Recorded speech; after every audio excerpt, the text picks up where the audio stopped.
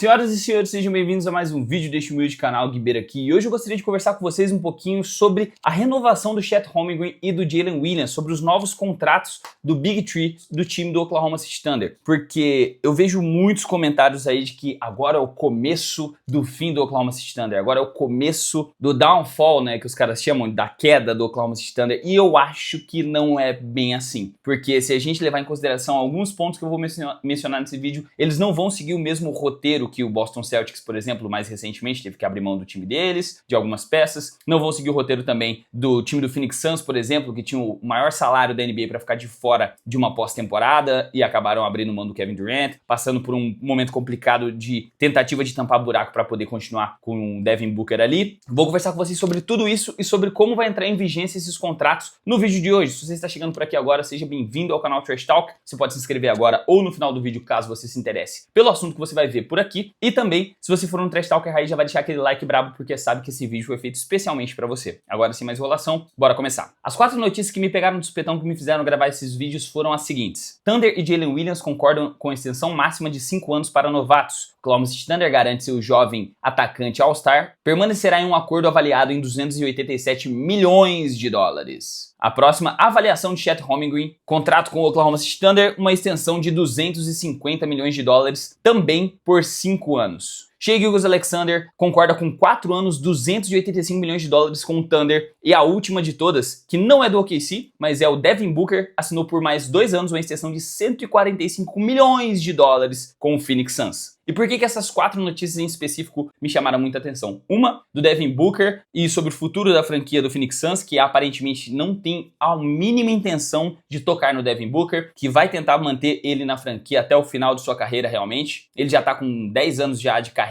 com o Phoenix Suns e eles vão fazer de tudo para manter ele na franquia independente do que aconteça. O Devin Booker aparentemente está seguindo ali, trilhando o caminho do seu ídolo Kobe Bean Bryant e vai ficar leal apenas numa franquia. E esse valor, sendo bem sincero para vocês, dividido em 2 anos, dá ali 72 milhões e meio de dólares, o que é um número simplesmente absurdo. Pensar que isso já é mais do que muitos times tinham de folha salarial completa. Algumas décadas atrás isso era tipo o time inteiro do Chicago Bulls, a gente pode dizer, onde o Jordan ganhava 37, 38 milhões de dólares. Hoje é apenas um jogador. E o que isso significa? Significa que a inflação come na orelha de todo mundo em algum momento. E na NBA não é diferente, por isso que eles vão alterando o salary cap das franquias quase que em 10% anualmente. E isso pode ser preocupante para algumas franquias que não têm um futuro bem definido, não tem um cronograma, não tem uma organização, como eu acabo vendo o Phoenix Suns se encaixando como uma franquia dessas, que fica tentando resolver ali no vamos tentar ganhar agora, vamos fazer movimento desesperado, vamos adicionar aqui o que der de potência ao lado desse cara para o time performar bem. O time do Boston Celtics, a gente precisa mencionar também, porque eles foram o time mais recente a chegar acima do second apron, a pagar a luxury tax, a fazer tudo o que estava ao alcance para manter os 5 melhores jogadores no elenco. Fizeram modificações assim, meio que não foram desesperados, mas foram modificações para ganhar agora e surtiu o efeito de 2024, ganharam agora. E aí depois disso, eles acabaram tendo que abrir mão desses 2 caras que chegaram para ganhar agora. Porém, o Boston Celtics é diferente, eu acho, do que a galera tá já pré-avaliando, que não acabou a carreira dos caras. Todo mundo é muito jovem e eles ainda têm os 3 principais jogadores que fizeram o time performar bem numa temporada 23, fizeram o time performar bem na temporada 24 e fizeram o time ser campeão na mesma temporada de 2024, que aqui eu tô falando de Derrick White, Jaylen Brown e também Jason Tatum, que vai passar por um ano de recuperação. Por isso que eu tenho uma expectativa baixa para o resultado que o Boston Celtics vai ter nessa próxima temporada, mas isso não condiz com o que eles podem fazer ainda no médio prazo. Agora, indo para o Oklahoma City Thunder, que eu acho que é o time que está mais em vigência, são os atuais campeões, e eles viram que esse time que eles têm na mão, por mais que tenham vários asteriscos, ganharam jogando contra o time lesionado, ganharam contra o Denver Nuggets mais fraco e ainda foram forçados a 7 jogos, jogaram contra o 4º seed do leste e foram forçados a 7 jogos também nas finais. Eles têm um time mais completo e mais coeso de toda a NBA. Os caras juntos conseguiram fazer feitos históricos durante a temporada regular, mostraram que a experiência deles era o suficiente para poder carregar para um título, e eles quiseram manter isso e não cometer o mesmo erro que o Oklahoma City Thunder também cometeu depois de 2012, que eles acabaram entrando num período ali de incerteza, aí saiu James Harden por causa de várias polêmicas ali internas que a gente não sabe ao certo o que aconteceu, porque muitos especulam que foi egoísmo do James Harden não aceitar 4 milhões a menos menos 5 milhões a menos. Foi egoísmo do time do Oklahoma City Thunder de não aceitar pagar 5 milhões a mais. Só que eu acredito que não tenha sido apenas isso, porque, dando uma olhada no histórico do time, eles passaram, no período de 6 anos ali, pós saída do James Harden, 5 vezes da Luxury Tax, que é a taxa de luxo ali da NBA, que é o primeiro teto para depois você chegar no First Apron, Second Apron e afins. Então, eles não estavam com medo de pagar um pouco a mais para quem queria ficar no time. Eu acho que foi algo mesmo do James Harden de querer sair da sombra também do Westbrook e do Kevin Durant, como a terceira opção, como um cara vindo do banco e etc. Mas eles, para não correr esse risco e tendo em vista que os outros dois jogadores já aceitaram seus papéis de segundo e terceiro melhor atuante nesse time, sendo o Jalen Williams a segunda opção ofensiva indiscutivelmente e o Chet Holmgren a terceira, eles pagaram quem devia pagar e falou, cara, a gente tá bem tranquilo com essa rapaziada, sabemos da capacidade de cada um, vamos garantir que eles fiquem juntos até o final dessa década pelo menos, porque eu acho que dá pra tirar muito mais caldo desse Big Three. E eles precisam estar acreditando muito mesmo, porque no agregado, esses três jogadores vão levar uma bagatela de 822 milhões de dólares do time do Oklahoma City Thunder. E aqui a gente precisa conversar sobre o quanto que isso vai impactar na folha salarial no final do ano, né? Porque eles calculam por temporada. E é o seguinte, só o Shai Gilgeous-Alexander, ele por si só vai ocupar de 30 a 35% desse salary cap daqui 2 temporadas. Lembrando que esse contrato gigantesco que ele assinou só vai entrar em vigência na temporada 2027-2028, daqui 2 temporadas ainda. Enquanto isso, o Chet Holmgren e também o Jalen Williams, a partir da 26-27, né, ele tem apenas esse próximo ano, como ano de calor, 2025-2026, já vai entrar com 41 milhões de dólares. Isso significa o quê?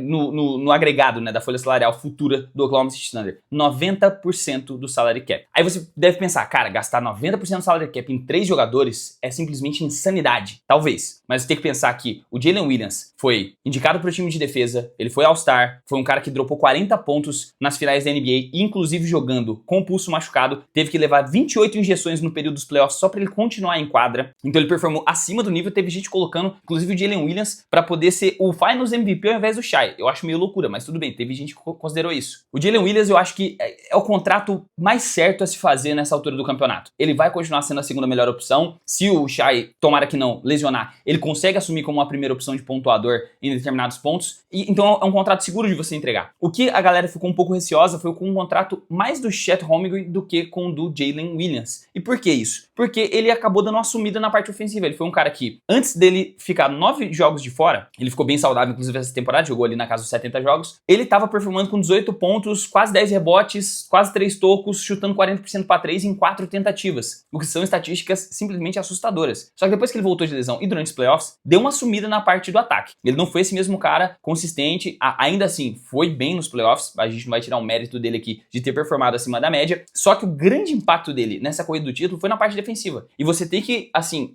concordar comigo que do draft de 2023, tirando o Victor Wembanyama, ele é o melhor defensor e é um dos únicos para chegar no mesmo calibre do Wemby defensivamente. Tanto que teve partidas que ele fez 6 tocos nas finais da NBA. Isso não é qualquer jogador que consegue fazer. Então, colocando o fato que ele pode ser um defensor geracional dentro da franquia do Oklahoma City Thunder, o OKC, além de apostar no grande defensor que ele é, também apostou que ele vai se desenvolver mais ofensivamente. Porque realmente é um pouco perigoso, é um pouquinho a mais esse contrato dele, você tendo em vista que tem aquele receio de lesão com ele e tudo mais. Só que o Oklahoma City Thunder tá bem tranquilo com questão a isso. O Shai, a gente não precisa falar, né? O cara já tá no auge da carreira, merecia essa extensão e o Oklahoma não vai perder a oportunidade de manter o melhor jogador da história da franquia dentro do elenco. E ele pode fazer, assim, coisas históricas mesmo sendo o jogador do Thunder. E ele não pretende ir a nenhum lugar quando você vê que o cara coloca o nome do filho dele, um filho de um deus grego. No caso, ele colocou o nome do filho dele de Ares Alexander, que é filho de Zeus, o deus do trovão. Então ele não pretende ir pra mais nenhum lugar. Ele vai se aposentar ali como um OKC Thunder Forever. Então tá, agora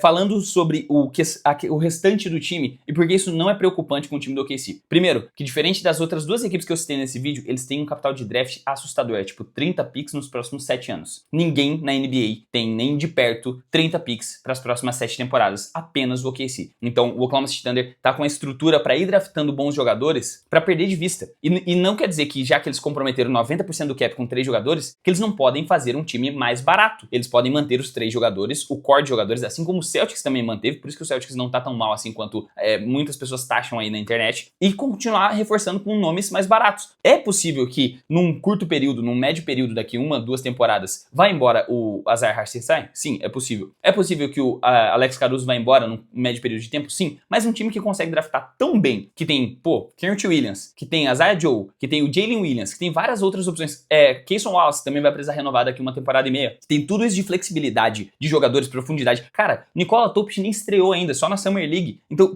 um time que tem tudo isso, toda essa fundação, o Sam Presti já aprendeu com o erro dele no primeiro Big Tree que ele montou, ele não quer repetir esse erro. Então eu acho que tá tudo muito bem planejado pro OKC continuar sendo essa força dominante na Conferência Oeste durante bastante tempo, rapaziada. Algo assim bem semelhante com o que o Big Tree lá do San Antonio Spurs fez em determinado ponto. Então não quer dizer que o time do OKC daqui pra frente vai começar a ir mal porque não vai ter dinheiro pra pagar a rapaziada. Não quer dizer que o time do OKC vai ir mal porque não vai conseguir se reforçar. Quer dizer que eles vão ter que concentrar em formar um time mais barato pra reforçar esse Big Tree. E aí como seria? Por meio de contratos mais baixos, agência livre e draft. Coisa que o Oklahoma City Thunder fez de forma exímia em todas essas últimas temporadas que a gente tá presenciando. Então por isso que eu não tô preocupado nem um pouco com o time do OKC. Eu acho que eles não vão pra nenhum lugar ali das cabeças da Conferência Oeste. A única coisa que a gente vai ter que ficar esperto é com como eles vão trabalhar pra ficar abaixo do second apron. Porque também, voltando à porcentagem de 90% do salary cap, falta ainda mais uns milhõezinhos pra chegar no salary cap, tirando esses 3 jogadores. E pra poder chegar no second apron tem mais uns 50 milhões de dólares. Então dá pra você formar uma equipe de rotação com ali seus 65 milhões de dólares pra fechar uma rotação de 8, 9 jogadores, ainda mais contando com um draft bom que eles sempre fazem. Então, antes de você ir aí pensando, nossa, o Oklahoma City Thunder vai ser o novo Denver Nuggets, né? Que meteu o pé pelas mãos, pagou demais o Michael Porter e acabou a franquia. Cara, eles estão longe disso. Eles têm uma fundação, uma estrutura, um capital, recursos sobrando dentro da franquia que não dá pra gente contabilizar assim em apenas um contrato estragar o futuro deles. Pelo menos é assim que eu vejo. Eu quero saber a sua opinião aqui nos comentários, que a sua opinião é muito importante pra esse canal. Antes da gente encerrar o vídeo, bora para a parte dos valeu demais, que a gente tem valeu demais aqui pra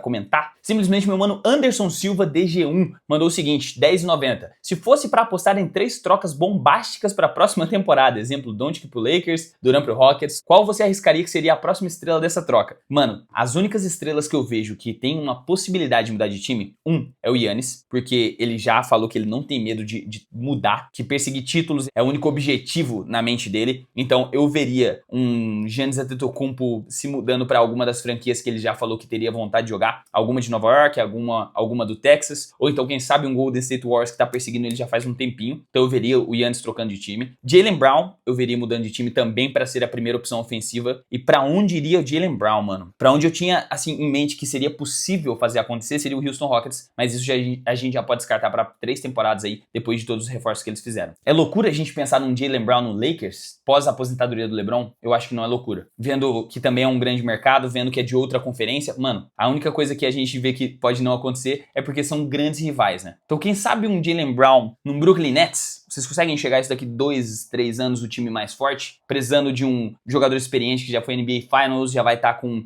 mais reforçado, finalizando um processo de rebuild e trazer um cara pra ser o 0-1? Isso aqui pode envelhecer muito mal, esse meu hot take, mas pode ser que eu seja gênio e daqui 3 temporadas a gente conversa. E por último, eu vejo o LaMelo Ball trocando de time. O LaMelo Ball no Charlotte Hornets é algo que a gente já tá fantasiando, conversando e especulando há muitas temporadas. Eu vejo ele mudando de time pra alguma franquia grande, alguma franquia de maior mercado. E o LaMelo Ball, cara, eu não sei porquê, ele me combina com alguma equipe de Nova York, talvez alguma equipe da Califórnia. Eu vejo ele jogando num Clippers, eu vejo talvez ele jogando num Nets também, eu vejo ele indo pra um desses lugares onde tem uma torcida gigante, onde tem um público gigante, é um lugar mais midiático, mais com os holofotes mais voltados pra ele, porque, sei lá, faz parte da persona dele, assim, do estilo dele. Pelo menos eu vejo assim. Eu não sei. Qual outras 3 trocas bombásticas vocês imaginam que possam acontecer? Também comenta aqui, que eu vou gostar de ler a opinião de vocês, fechou? Agora sim, muito obrigado, meu mano Undershow, pelos R$10,90, deixou o canal grandão. E se você quiser aparecer aqui no final dos vídeos também, eu comentando, respondendo alguma dúvida de vocês, alguma pergunta mais quente, deixa aqui o seu super thanks. Eu vou ficando agora por aqui. Se você assistiu o vídeo até esse momento, você gostou, né? Então se inscreve, ativa o sininho, deixa o like, ajuda a gente a chegar a 70 mil inscritos. Se você quiser ajudar mais diretamente, você pode também hypar o vídeo, que agora é uma função que o YouTube tá levando bastante em consideração para os criadores de conteúdo, ou então se tornar um membro que tem algumas vantagens. Por último, eu gostaria de deixar aqui o aviso para a rapaziada da loja Trash Talk que finalmente eu paguei o motivo que estava bloqueando a nossa mercadoria. Meu querido estado cobra um negócio chamado ICMS. Eu tive que pagar uns R$ 2.000 ali para o governo liberar o nosso Drop 3, então em breve vai estar chegando pra gente. Mas já chegaram as pulseiras Trash Talker e Ball is Life. Rapaziada, se você quiser andar assim como eu, que eu já tô com a minha no pulso já desde que chegou ontem, não tiro por nada, acesse o site aqui embaixo que vai estar disponível segunda-feira essas pulseiras já para venda para vocês. Tem um número limitado e eu não sei quando é que eu vou trazer elas de novo. Ela vai de brinde também na compra das camisetas para quem já adquiriu na pré-venda e também para quem adquirir antes do lançamento oficial, que vai ter uma data específica que eu vou lançar. Quem adquirir assim um determinado número com um cupom especial para os primeiros compradores vai ganhar de brinde a pulseira Trash Talker, fechou? Agora sim, eu vou indo nessa. Muito obrigado pela sua audiência, um forte abraço, até o próximo vídeo e falou!